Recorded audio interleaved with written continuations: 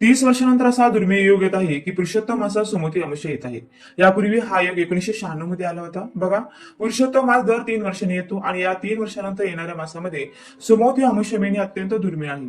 तर यावर्षी 2026 मध्ये हा योग 15 जूनला येत आहे। पुढे येणाऱ्या वर्षामध्ये हा योग आपल्या आयुष्यात येईल की नाही, म्हणून याचा पूर्ण लाभ हा घेतला पाहिजे। अधिक मास स्वतःच करोडोपट पुण्य देणारा असतो आणि त्यातही सोमवती अमावस्या आहे। आणि अजून दुर्मिळता पाहिली तर याच दिवशी संक्रांत सुद्धा आहे, मिथुन संक्रांत। तर हे मोठे मोठे योग एकाच दिवशी एकत्र येत आहेत। तर याची दुर्मिळ माहिती किती आहे आणि याचा लाभ कसा घ्यायचा, त्यामुळे व्हिडिओ स्किप न करता शेवटपर्यंत नक्की पहा। तुम्हाला दुसरा व्हिडिओ देखील पाहण्याची गरज पडणार नाही। महर्षी वेदव्यास म्हणतात की सोमवती अमावस्येच्या दिवशी जर कोणी मौन राहून स्नान केले तर त्याला 1000 गोदानाचं पुण्य लाभ मिळतो। बघा किती मोठं कार्य आहे आणि हे तर सर्वच लोक करू शकतात। पण स्नान कसे करायचे? सकाळी सूर्योदयापूर्वी तुम्हाला स्नान करून घ्यायचं आहे, मौन राहून स्नान करायचं आहे। जर घरात स्नान करणार असाल तर सूर्योदयापूर्वी स्नान करून घ्या। नदीवर जर तुम्ही स्नान करायला जाणार असाल तर सूर्योदय झाल्यानंतर पाऊण ते 1.5 तासाच्या आत तुम्ही स्नान करून घेऊ शकता। तर हे महापुण्य देणारे ठरेल। 1000 गोदानाचं पुण्य तुम्हाला मिळेल। स्नान करताना तुमच्या पाण्यात काळे तीळ टाका, शक्य असल्यास त्याने स्नान करावे। पुढे शास्त्रात वर्णन येते की जर सोमवारी अमावस्या आली तर या संयोगात केलेल्या दान, स्नान आणि जपाचे फल हे विषुवत होते। आता हे विषुवत काय असते? वर्षातून दोनदा येते। मेघ संक्रांत आणि तूळ संक्रांतीला विषु संक्रांत म्हणतात आणि ही खूप पुण्य देणारी संक्रांत असते। तर या सोमवती अमावस्येमध्ये तुम्ही जे काही दान कराल, स्नान कराल किंवा जप कराल ते सर्व विषुवत फल देणारे असेल। तर विषुवत फल किती असते याचे वर्णन आपल्या शास्त्रात मिळते की सामान्य दिवसाच्या तुलनेत विषु संक्रांतीमध्ये तुम्ही जे काही सत्कर्म कराल ते सूर्य आणि चंद्रग्रहणासारखे पुण्य देणारे फलदायी असते। आणि यामध्ये जे काही पुण्य तुम्हाला मिळेल ते सर्व अक्षय होते। अक्षय म्हणजे ज्याचा कधीही क्षय होत नाही, जे कधीही नष्ट होत नाही। आता मिथुन संक्रांत काय आहे थोडे हेही समजून घ्या। 12 महिने असतात आणि सूर्य दर महिन्याला आपली राशी बदलतात, एका घरातून दुसऱ्या घरात जातात। तर ज्यावेळी आपली राशी परिवर्तित करतात त्यावेळेला संक्रांत म्हटले जाते।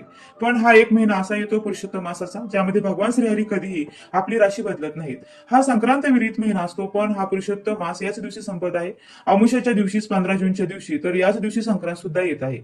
जो काही तुम्ही जप, ध्यान, सत्कर्म कराल नेहमीच्या दिवसाच्या सामान्य दिवसाच्या तुलनेत 86,000 पट अधिक पुण्य तुम्हाला मिळते। संक्रांतीच्या या पवित्र काळात हव्य, कव्य इत्यादी जे काही दिले जाते। हव्य काय असते नावावरून समजले असेल। हव्य म्हणजे हवन आणि कव्य म्हणजे जे आपण पितरांच्या निमित्ताने दान पुण्य करतो, त्यासाठी जे काही कार्य करतो त्याला कव्य म्हटले जाते। तर संक्रांतीच्या दिवशी तुम्ही जे काही हव्य, कव्य देता ते सर्व सूर्यनारायण जन्मापर्यंत प्रदान करत राहतात। बघा, अनेक लोक आपले पैसे बँकामध्ये फिक्स डिपॉझिट करून ठेवतात आणि त्याचे व्याज हे येत राहते। ही अगदी भगवंतांनी बनवलेली पद्धत आहे इथे की तुम्ही संक्रांतीच्या दिवशी पुण्य कर्म करा, हव्य आणि कव्य द्या, दान पुण्य इत्यादी करा, यज्ञ इत्यादी करा, पितरांसाठी करा, बाकी भगवान सूर्यांच्या इथे फिक्स होईल। प्रत्येक जन्मात तुम्हाला मिळत जाईल, हे देखील अनंत असते। असं ठरलेलं नाही की इतक्या जन्मापर्यंत मिळेल, जन्म जन्मांतरापर्यंत मिळते। तर या दिवशी खूप भगवंताच्या नावाचा जप करावा, चालता बोलता जप करा। अनेक लोक म्हणतात ना की आम्हाला बसून जप करायला जमत नाही किंवा वेळ नाही, तर तुम्ही चालता फिरता सुद्धा जप करा। आता आपण जाणून घेऊया अमावस्या कधी सुरू होत आहे। अमावस्या 14 जूनला सुरू होईल, दुपारी 12:20 पासून ते 15 जून रोजी आपल्याला सकाळी 18:23 पर्यंत ही अमावस्या असेल। त्यामुळे आपल्याला सोमवती अमावस्येचा जो वेळ आहे तो खूप सकाळचा कमी असल्यामुळे आपल्याला या वेळेमध्ये जास्तीत जास्त सकाळी लवकरात लवकर या सेवा करायच्या आहेत। बघा, या दिवशी काय करावे अगदी संपूर्ण आणि सविस्तर माहिती जाणून घेऊया। नंबर 1, पहिले कार्य, तुम्हाला सूर्योदयापूर्वी उठून स्नान करून घ्यायचं आहे। कसे स्नान करायचे? मौन राहून स्नान करायचं आहे। तुमच्या पुण्याची सुरुवात तिथूनच होईल, 1000 गोदानाचं पुण्य तुम्हाला तिथून मिळायला सुरुवात होईल। नंबर 2, दुसरे कार्य, बघा जेव्हा सूर्योदय होईल तेव्हा तुम्ही पितृतर्पणाची तयारी करून घ्या। लक्षात ठेवा ही मुख्य गोष्ट आहे। पितृतर्पण कसे करायचे की एका तांब्याच्या तांब्यात तुम्ही जेल घ्या, त्यामध्ये काळे तीळ टाका, तुळशीची पाने आधीच तोडून ठेवली असेल तर ते तुम्ही टाकून घ्या, जर कुशा असेल तर त्या देखील टाका, नाही मिळालं तर काही हरकत नाही। त्यानंतर तुम्ही गीतेच्या 7व्या अध्यायाचा पाठ करून घ्या किंवा ऐकून घ्या। पाठ ऐकल्यानंतर तुम्ही दक्षिण दिशेकडे तोंड करून हे जल अर्पित करून द्या आणि संकल्प करा की आम्ही जो गीतेच्या 7व्या अध्यायाचा पाठ केला या दुर्मिळ योगात याने आमचे पितृदेव तृप्त होत, तृप्त होत, तृप्त होत 3 वेळा बोलले पाहिजे आणि दक्षिण दिशेकडे तुमचे तोंड असावे। हे तुम्ही लहानसे कार्य केले ना की 10 मिनिटाचे, तर यामुळे तुम्हाला अनंत पुण्यही मिळणार आहे, हे विसरू नका। आणि जर हा अध्याय वाचणे तुम्हाला जर शक्य नसेल, वेळ नसेल, तर तुम्ही ओम पितृदेवताय नमः या मंत्राचा जप देखील 11, 21, 51, 108 वेळा करू शकता आणि पितरांना तर्पण ही करू शकता। नंबर 3 तिसरे कार्य. आमुष्य आहे तर तुम्ही या दिवशी हवनाची तयारी करा. पहिले कार्य जे तुम्ही कराल त्यांनी पितृदेव तृप्त होतील, याने घरातून नकारात्मकता संपेल, घरात कुल खानदारात उत्तम संतान येते आणि घराचा गाडा सुरळीत रूपाने चालू लागतो. मग पुढची तयारी तुम्ही करा हवनाची. हवन कसे करायचे यासाठी 10 मिनिटे, तुम्हाला 15 मिनिटे लागतील. तयारी तुम्ही एक दिवस आधीपासून करून ठेवू शकता. सर्व गोष्टींची हवनाचे भरपूर व्हिडिओ आहेत युट्यूब वरती, तुम्ही ते पाहून हवने करू शकता. आधी तुम्ही तर्पण केले, पितृदेव तृप्त झाले. हवनाने कोण कोण तृप्त होईल? स्थान देवता, जिथे तुम्ही राहत आहात ना तर तिथले स्थान देवता असतात. तर त्यानंतर ग्रामदेवता, कुलदेवता, भगवान गणेश, लक्ष्मी माता तृप्त होतात. तर तुमची ही लहानशी साधना होऊन जाते. नंबर 4 आता चौथे कार्य बघा. कोणतीही गोष्ट दान करण्यासाठी स्पर्श करून घ्यायची आहे या योगामध्ये, कारण पूर्ण दिवस हा अमावस्येचा योग राहणार नाही. सोमवती अमावस्या ही 8:15 पर्यंतच आहे.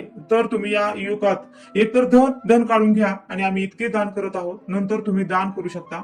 आधीच तुम्ही त्याच योगात स्पर्श करून घ्या. धान्य असेल तर त्याचा तुम्ही स्पर्श करून घ्या की आम्ही या अन्नाचे दान करत आहोत या दुर्मिळ योगात, याने आमचे पितृदेव तृप्त होत, आमचा अंतरात्मा संतुष्ट हो. नंबर 5 पाचवे कार्य. त्यानंतर बघा तुम्हाला चौथे कार्य करायचे आहे जे सर्वात जास्त मुख्य आहे आणि हे सर्व तुम्ही करून घ्या आणि त्यानंतर मग आपल्याला पाचवे कार्य म्हणजे जप करायला बसून घ्यायचं आहे. पुरुषोत्तम मासाचा हा शेवटचा दिवस आहे आणि त्यानंतर मग ही संधी तुम्हाला 3 वर्षानंतर मिळेल. मग या योगामध्ये तुम्हाला मिळणार नाही तर जप करा. कोणत्याही भगवंताचे नामस्मरण तुम्ही करू शकता. भले तुम्ही पूर्ण वर्ष दान करत नसाल पण यावेळी तुम्ही दान नक्की करा. त्याचप्रमाणे विष्णू पुराणात वर्णन येते की या दिवशी कोणतीही पानं फुलं तोडली जात नाहीत. आता तुळशीपत्र हे तुम्ही अगोदर तोडून ठेवले तरी ते शिळे होत नाही, पण मात्र आपल्याला फुलेही तुम्ही बाजारातून विकत आणून पूजेसाठी वापरू शकता. नंबर 6 बघा सोमवती अमावस्येला रस्त्यावरील काळ्या रंगाच्या कुत्र्याला श्वानाला म्हणजे कुत्र्याला तेल लावलेली भाकरी आपण या दिवशी खाऊ घातली तर आपला केतुग्रह शांत होतो आणि पितृदोष असतील तर तेही देखील निघून जातात. तर तुम्हाला काय करायचं आहे, या दिवशी संध्याकाळी किंवा दिवसभरात कधीही जोपर्यंत अमावस्येचा काळ आहे तर त्या वेळेत कधीही काळ्या रंगाच्या कुत्र्याला खास करून तुम्ही तेल लावलेली भाकरी किंवा चपाती खाऊ घालू शकता. आणि काळ्या रंगाचं कुत्र तुम्हाला समजा नाही मिळालं तर ज्या रंगाचं कुत्र असेल तर त्याला तेल लावलेली भाकरी या दिवशी खाऊ घालायची असते आणि त्याला खूप महत्व देखील असतं. तर तुम्ही नक्कीच हे काम या दिवशी करू शकता. नंबर 7 आपण या दिवशी पिंपळाची पूजा करायची असते. पिंपळाच्या वृक्षाला आपल्याला प्रदक्षिणा मारायची असतात, कारण पिंपळाच्या खोडामध्ये ब्रह्मा विष्णू महेश यांचं एकत्रित स्वरूप असतं किंवा माता लक्ष्मीचं सुद्धा स्थान आहे. पिंपळ वृक्ष अगदीच लहान नसावा, आपल्या उंचीपेक्षा 1.5 पट तो मोठा असावा. म्हणजे ज्या पिंपळ वृक्षाचं खोड किंवा बुंदा आपल्याला जेवढा जास्त मोठा दिसतो तर तशाच पिंपळ वृक्षाची आपण या दिवशी पूजा करावी. सर्वप्रथम आपल्याला त्या पिंपळ वृक्षाला मिठी मारायची असते, कारण पितृगणांच्या शांतीसाठी खास करून आपण या दिवशी त्यांची पूजा करतो. तर या पिंपळ वृक्षाला मिठी मारायची म्हणजे काय, एक प्रकारे स्पर्श करायचा, नमस्कार करायचा. त्यानंतर पिंपळ वृक्षाला तुम्ही 108 किंवा जास्तीत जास्त त्याच्या डबल म्हणजे 216 प्रदक्षिणा मारू शकता. आणि एवढ्या जर शक्य नाही झाल्या तर तुम्ही कमीत कमी 15 का होईना प्रदक्षिणा या पिंपळ वृक्षाला मारून घ्या. आणि त्यानंतर तुम्हाला काय करायचं आहे बघा, पिंपळ वृक्षाच्या मुळाशी एक दिवा देखील लावायचा आहे. शक्यतो तिळाच्या तेलाचा दिवा हा लावावा. त्याचप्रमाणे घरात तांब्याच्या तांब्यात पाणी भरायचं, त्यामध्ये 1 चमचाभर शक्यतो गाईचं दूध टाकायचं. काळे तीळ त्या दूध मिश्रित पाण्यामध्ये मिसळायचं आणि 1 पांढरे फूल सुद्धा त्यामध्ये टाकून न्यायचं आणि हे पिंपळाच्या वृक्षाला आपल्याला अर्पण करायचं आहे. म्हणजे दूध मिश्रित पाणी, काळे तीळ, पांढरे फूल हे सगळं असणारे जे काही मिश्रण आहे ते आपल्याला एक प्रकारे पिंपळाच्या वृक्षाला घालायचं आहे. आता पुन्हा आपण आपल्या पितरांच्या शांतीबद्दल किंवा आपली जी काही इच्छा आहे ती तिथे मांडू शकतो, मागू शकतो. पिंपळ वृक्षाची पूजा करणे या दिवशी अत्यंत शुभ मानली जाते. म्हणजे एक प्रकारे पितरांच्या शांतीसाठी नाही तर तुम्हाला या सर्व देवी देवतांचा आशीर्वाद मिळावा यासाठी सुद्धा तुम्ही हा उपाय किंवा ही पूजा या पद्धतीने करू शकता. आणि पिंपळाची ही पूजा आपल्याला सकाळी 8:15 वाजायच्या आतच करायची आहे. आणि जर तुम्हाला सोमवारी ही पूजा करणे शक्य नसेल तर तुम्ही रविवारी दुपारी 12 नंतर देखील ही पूजा ही सेवा करू शकता. नंबर 8 बघा या दिवशी तुळशी प्रदक्षिणेला सुद्धा खूप जास्त महत्व मानलं जातं. तर तुळशी मातेला तुम्ही 108 प्रदक्षिणा घरच्या घरी मारू शकता किंवा तुमच्या तुळशीपाशी प्रदक्षिणा करायला जागाच नसेल तर तुम्ही काय करायचं, तर स्वतः भोवतीच 1 प्रदक्षिणा मारायची. एका तांब्याच्या तांब्यात किंवा एखाद्या पसरट भांड्यामध्ये पाणी घ्यायचं आहे आणि त्याच्यामध्ये तुम्हाला थोडेफार काळे तीळ टाकायचे आहे. नसेल तर फक्त पाणी घेऊन तुम्ही ओंजळीने ते पाणी तुळशी मातेच्या मुळाशी टाकताना ओम पितृभुवे नमः किंवा पितृदेव भुवे असं म्हणत म्हणत तुळशीला पाणी घालायचं आहे. तर हे सुद्धा एक मित्रांसाठीच आपण पूजा करतो. तर या पद्धतीची पूजा तुम्हाला करायची आहे. नंबर 9 त्याचबरोबर तुम्ही या दिवशी घराच्या छतावर किंवा एखादी मोकळी जागा असेल तुमच्या घराच्या आसपास जिथे किंवा तिथे तुम्ही दरवेळेस ठेवता तर तिथे तुम्हाला दही भात नैवेद्य तुम्हाला ठेवायचा आहे, दही भाताचा. तर बघा यावरती सेपरेट व्हिडिओ येईल तर त्यामध्ये मी तुम्हाला सविस्तर सांगेनच. नंबर 10 सोमवती अमावस्येला आपल्याला शिवलिंगाला देखील अभिषेक करायचा आहे. शिवलिंगाचा अभिषेक सुद्धा तुम्ही साध्या पाण्याने करू शकता किंवा पाण्यामध्ये काळे तीळ मिसळून किंवा दुधामध्ये काळे तीळ मिसळून त्या पद्धतीने करू शकता. त्यानंतर पुन्हा शिवलिंग स्वच्छ धुवून तुम्ही तुमच्या घरामध्ये स्थापन करायचं आहे. या दिवशी तुम्ही शिवलिंगावर शिवलिंगावर स्वधा स्वधा स्वधा असे 7 वेळा म्हणत तांदळाचे दाणे वाहू शकता. त्याचबरोबर शिवलिंगाला चंदनाने लेपन करू शकता.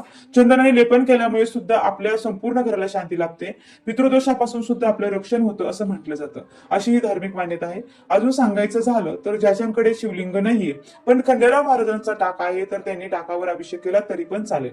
सोमवती अमावस्या सुद्धा खंडेराव महाराजांसाठी एक पूजा करण्याचा दिवस म्हणून महत्वाचा मानला जातो. तर खंडेराव महाराजांच्या टाकावर आपण भंडारा वाहू शकतो. टाकाऐवजी ज्याच्याकडे मूर्ती असेल तर ते सुद्धा या दिवशी बेल भंडारा किंवा खंडेरावांना जे काही प्रिय आहे ते सगळ्या गोष्टी आपण या दिवशी अर्पण करू शकतो. तसेच या दिवशी तळी सुद्धा भरता येईल. नंबर 11, तुम्हाला या दिवशी तुमच्या घरातील सर्व व्यक्तींची नजर उतरवायची असेल तर तुम्ही मिठाने किंवा मोहरीने नजर उतरवू शकता. आणि जे काही आपण नजर उतरवलेलं साहित्य असतं तर मग मोहरी असेल तर तुम्ही ती कचरा टाकून द्या आणि मीठ असेल तर ते पाण्यामध्ये सोडून द्या आणि अशा पद्धतीने या अमावस्याला हे उपाय करू शकता. नंबर 12, आता सोमवती अमावस्या असल्यामुळे या दिवशी आपल्याला नारळाचा उतारा एका वेगळ्या पद्धतीने करावा लागेल. जसं की आपण कर्पूर होम करतो त्या पद्धतीने करू शकतो आपण. किंवा जरी आपण घराच्या मुख्य दरवाजाच्या एकदम वरून ते खाली उंबरठ्यापर्यंत जो काही नारळ 7 वेळा उतरवतो तसं जरी आपल्याला करायचं ठरलं तर आपण तो नारळ आपल्याला फोडून टाकता येणार नाही. डायरेक्ट आपण तो फेकून द्यावा लागेल. तर अशा पद्धतीचा उतारा करता येईल. कारण तुमच्यापैकी बरेच जण विचारत होते की या दिवशी नारळ फोडावा का, पण सोमवार हा महादेवांचा वार असल्यामुळे या दिवशी आपल्याला तो नारळ फोडता येणार नाही. त्यामुळे जमलं तर बघा नारळाचा उपाय म्हणजे नारळाचा जो काही आपण उतारा करतो तर तो एक कर्पूर होम त्या पद्धतीने तुम्ही करू शकता. नंबर 13, आता हा शेवटचा आणि खूप सुंदर उपाय सांगत आहे. हा उपाय तुम्ही रविवारी संध्याकाळी किंवा सोमवारी संध्याकाळी देखील करू शकता. अधिक महिन्यात दीपदान अजूनही केलं नसेल तर अधिक अमावस्याच्या दिवशी 33 पिठाचे दिवे बनवून दीपदान करा. कारण अमावस्याला दीपदान करणे विशेष मानलं जातं. एवढंच नाही तर घरातील या विशेष 5 ठिकाणी दिवे लावल्याने अनेक जन्मांची पापे नष्ट होतात असं धर्मग्रंथ सांगितलेलं आहे. इतकंच नाही तर घरातील नकारात्मक ऊर्जा दूर होऊन सुख समृद्धी आणि देवी लक्ष्मीचा वास घरात कायम राहतो असं म्हटलं जातं. गव्हाच्या पिठाचे दिवे बनवताना त्यामध्ये मीठ टाकू नका, फक्त हळद टाका आणि या पिठापासून 33 छोटे छोटे आणि सुंदर दिवे तयार करा. प्रत्येक दिव्यामध्ये कापसाची एक लांब वात किंवा उभी वात ठेवावी आणि त्यामध्ये शुद्ध तूप किंवा तिळाचे तेल घालावे. संध्याकाळी प्रदोष काळात म्हणजे सूर्यास्ताच्या वेळी हे दिवे प्रज्वलित करावे. आता सर्वात महत्वाचा भाग दिव्यांची पूजा आणि संकल्प. आता दिवे फक्त बनवून चालणार नाही तर त्याची शास्त्रोक्त पूजा करणे देखील आवश्यक आहे. यासाठी काय करायचं तर एका मोठ्या आणि स्वच्छ ताटामध्ये हे 33 दिवे व्यवस्थित मांडून घ्या. त्यानंतर प्रत्येक दिव्याला मनोभावे हळदी कुंकू आणि गंध अक्षता लावावे. देवांचे स्मरण करत त्यावरती फुले अर्पण करावी. दिवे प्रज्वलित केल्यानंतर आपल्याला संकल्प करायचा आहे. आपल्या उजव्या तळ हातावर थोडेसे स्वच्छ पाणी घ्या आणि अक्षता घ्या. डोळे बंद करा आणि म्हणावं, माझ्या कुटुंबाच्या कल्याणासाठी, घरात सुखशांती नांदण्यासाठी आणि माझ्या पितरांच्या मुक्तीसाठी मी आज हे 33 दिव्यांचे दीपदान करत आहे. ही प्रार्थना करून ते पाणी आणि अक्षता ताटाच्या बाजूला म्हणजे जमिनीवर सोडून द्यावं आणि दिवे लावताना आपण पुढील मंत्राचा जप करावा. ओम दीप ज्योती परब्रह्म दीप ज्योती जनार्दन दीपो हरतो मे पापम दीप ज्योती नमस्तुते.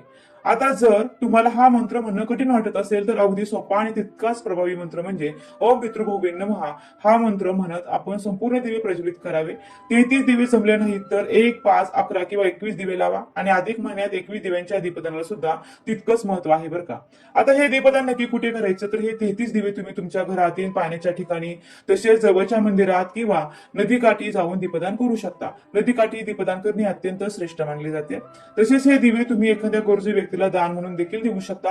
दान देताना सोबत दक्षिणा आणि नारळ नक्की द्या. अधिक महिन्यात अशा प्रकारे केलेल्या दानामुळे आपल्याला कित्येक पटीने जास्त पुण्य हे प्राप्त होतं. आता हे दान करून झाल्यानंतर 5 ठिकाणी आपल्याला तेलाचे दिवे लावायचे आहेत. हे 33 दिवे दान केल्यानंतर अमावस्येच्या रात्री घरातील नकारात्मकता संपवण्यासाठी घरातील 5 विशेष ठिकाणी हे कणकीचे दिवे लावले जातात. जसे वास्तू आणि शास्त्रानुसार दक्षिण दिशा ही पितरांची दिशा मानली जाते. घराच्या दक्षिण कोपऱ्यात किंवा दक्षिण दिशेला तोंड करून आपण तेलाचा एक दिवा नक्की लावा आणि आपल्या पितरांचे मनोभावे स्मरण करून त्यांचा आशीर्वाद घ्यावा. दुसरे ठिकाण आहे ते तुळशीजवळ. तुळशीपाशी तुपाचा दिवा लावल्याने घरामध्ये सकारात्मक ऊर्जा राहते आणि माता लक्ष्मीची कृपा ही सदैव टिकून राहते. त्याचबरोबर घराच्या मुख्य उंबरठ्यावर आपण 2 बाजूला 2 दिवे लावू शकता. उंबरठ्यावर दिवा लावल्याने घरामध्ये सुख शांती आणि समृद्धीचा प्रवेश होतो असं म्हणतात. याचबरोबर आपल्या घरात ज्या ठिकाणी बघा माठ ठेवलाय किंवा पाण्याचे ठिकाण असेल तर त्या ठिकाणी एक छोटासा दिवा हा कणकेचा प्रज्वलित करावा. जलतत्व आणि पितरांचा थेट संबंध हा मानला जात असल्यामुळे हा उपाय सुद्धा अत्यंत शुभ मानला जातो. त्याचबरोबर आपण अमावस्याच्या दिवशी पिंपळाच्या झाडाखाली सुद्धा तुपाचा दिवा हा लावू शकता. शक्य असल्यास जवळच्या पिंपळाच्या झाडाखाली जाऊन तुम्ही हे दीपदान करावं. कारण पिंपळाच्या झाडामध्ये सर्व देवी देवता आणि पितरांचा वास असतो असं मानलं जातं. जर आसपास पिंपळाचं जर तुमचं झाड नसेल तर काळजी करू नका. जवळच्या कोणत्याही मंदिरामध्ये आपण हे दीपदान करू शकता. दीपदान करताना शेवटी हात जोडून एक छोटी आणि मनापासून प्रार्थना करावी की हे ईश्वरा, आमच्या पितरांना सद्गती लाभू द्या, आमच्या कुटुंबावर तुमचे आशीर्वाद कायम राहू द्या, आमच्या घरात सुख शांती आणि आरोग्य समृद्धी नांदू द्या. कारण मनात आणलेली ही प्रार्थना तुमचे खरे पुण्यकर्म ठरते. त्याचबरोबर 33 पिठाचे दिवे हे अधिक महिन्याच्या दीपदानासाठी वापरले असतील तर हे दिवे दुसऱ्या दिवशी पिंपळाच्या झाडाखाली ठेवावेत. किंवा अनेक ठिकाणी अशी धार्मिक परंपरा आहे की पिठाचे दिवे प्रज्वलित केल्यानंतर ते पक्षी, मुंग्या, गायी किंवा इतर प्राण्यांना खाण्यासाठी द्यावेत. यामागील भाव असा की दीपदानाचं पुण्य आणि अन्नदानाचं पुण्य हे दोन्ही मिळावं. पिठाचे दिवे म्हणजे कणकीचे दिवे किंवा त्यातील अन्न घटक प्राणी, पशु पक्ष्यांना दिल्यास अन्नदानाचंही पुण्य मिळतं. मुंग्या, पक्षी, गायांना अन्न दिल्यास सर्व जीवांमध्ये परमेश्वराचं रूप पाहून सेवा केल्याचं पुण्य देखील प्राप्त होतं. विशेषतः अमावस्येच्या दिवशी पितरांच्या स्मरणार्थ अन्नदान, पक्ष्यांना दाणे टाकणे, गायीला चारा खाऊ घालणे आणि गरजू व्यक्तींना भोजन देणे हे पितृकार्याशी जोडले गेले आहे आणि हे सर्व उपाय आवश्यक आपण सोमवारी या अमावस्येला आवश्यक करायचे आहेत. तर तुम्हाला समोर या अमावस्येच्या बाबतीत अजून काही प्रश्न असतील तर मला कमेंटमध्ये नक्की विचारा.